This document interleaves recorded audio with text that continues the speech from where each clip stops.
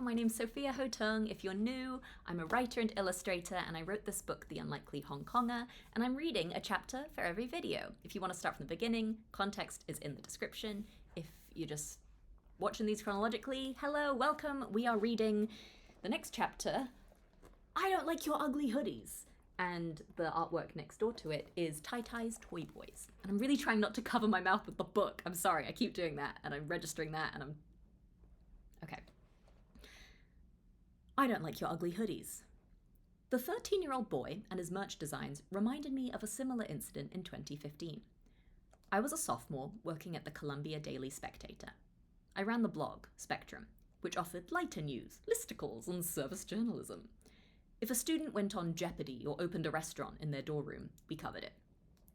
One evening, in the spec office, I received an email from a senior.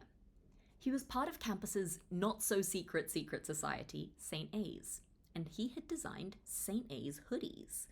To drum up sales, he wanted Spectrum to cover the story. But I didn't think there was a story. It felt like an ad.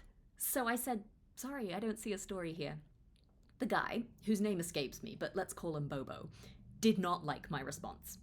He sent me examples of articles we had published. There was a video we had made of a student who was a food influencer. She took us to Levain Bakery and demonstrated how to take the perfect Instagram food photos. Then there was a group of students who had made campus-themed stickers to send over iMessage. They got a blog post too. Why couldn't Bobo and his St. A's hoodies get exposure? I didn't know what to do. The truth of the matter was, I genuinely thought that the food influencer and iMessage stickers were interesting stories. Bobo didn't seem like someone I wanted to interview, and his hoodies were frankly ugly. As if Bobo's email was not aggressive enough, he had CC'd my managing editor, Ben, a junior, a guy. This pissed me off. Next thing I knew, Ben was in my office asking me who the hell Bobo was and what the hell the problem was. I filled him in.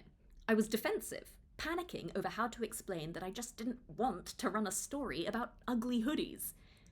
You don't owe him an explanation, Ben said.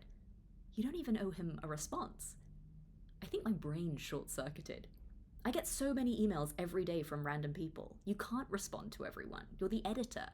You don't need to explain your editorial judgment. I don't know if Ben knew how hard that hit.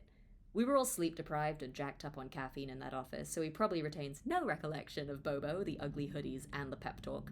But 6 years later, in the face of a 13-year-old boy, Ben's words reminded me that I still had editorial judgment.